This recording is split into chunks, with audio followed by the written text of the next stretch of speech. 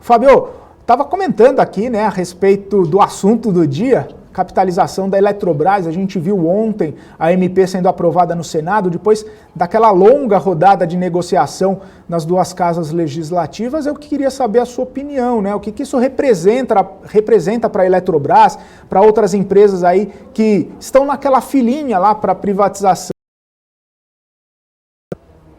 É isso aí, Felipe. A gente viu aqui uma votação muito apertada ontem no Senado, né? 42-37. Eu acho que essa votação apertada deu um pouco do tom, né, de tudo aquilo que a gente viu do ponto de vista das negociações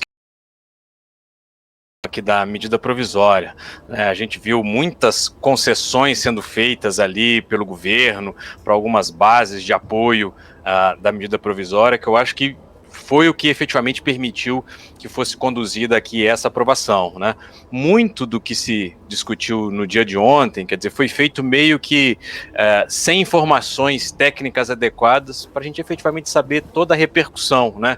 Daquelas concessões de mais megawatt para uma matriz energética daqui, mais megawatt para um outro estado de lá, né? A gente viu, isso realmente ainda é uma questão em aberto. Agora, falando aqui do ponto de vista do mercado de capitais, né, a privatização em si representa, então, só para traduzir para o nosso público aqui, essa diluição do controle acionário que vai ser feita pela União, né, que pode fazer isso tanto emitindo novas ações,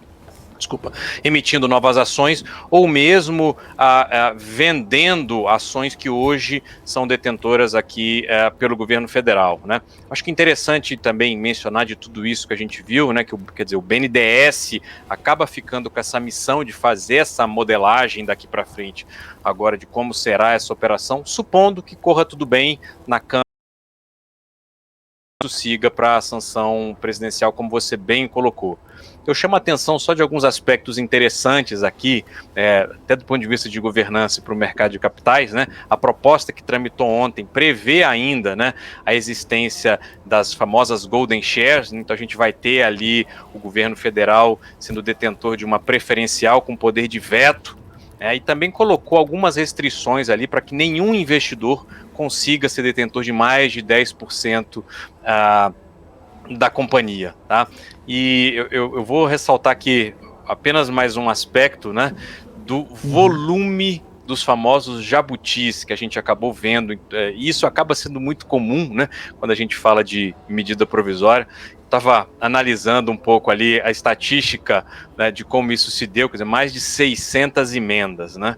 Puxa, quando você começa a ter tantos interesses colocados, eu citei aqui, fica muito difícil você ter controle do que sai do outro lado. Eu acho que ainda até de alguma maneira prematuro da gente saber toda a extensão das emendas, tudo do que foi colocado para o país nesse momento, Felipe.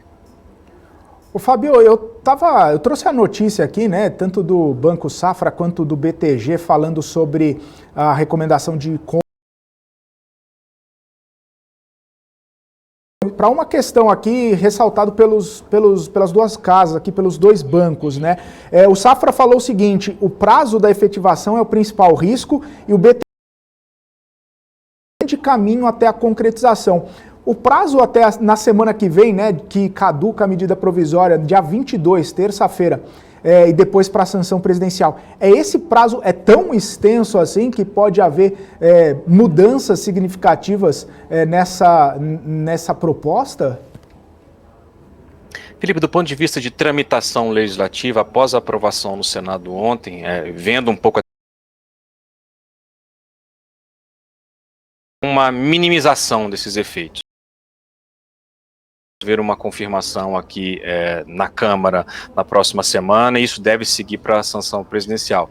Mas você colocou, né? Isso aqui, acho que esse é o começo do processo, porque depois tem toda a colocação da oferta na rua, você vai ter o valuation, a que preço vai sair, você vai ter o apetite de investidores, como é que eles vão lidar com o equilíbrio de poder dentro aqui de uma nova estrutura de Eletrobras. Eu acho que a gente encerra uma partida, eu acho que começa um outro campeonato, né, de comemoração, porque você empresas também, de alguma maneira, estão dependendo desse momentum que foi gerado aqui por Eletrobras, né? O governo já sinalizou o interesse de fazer a privatização dos Correios, quer dizer, e um eventual revés, se acontecesse agora, na largada com o processo de Eletrobras, eu acho que contaminaria tudo que vem pela frente. Então, eu acho que sim, marcaram um gol, a despeito de eu ter ressaltado aqui que ainda não está claro todos os efeitos, até de matriz energética suja, como se dará, inclusive, a vantajosidade de recebimento desses recursos, tanto na ponta para o consumidor final, quanto o governo vai receber, mas enfim, eu acho que vale ressaltar sim que foi um gol marcado nesse processo de privatização.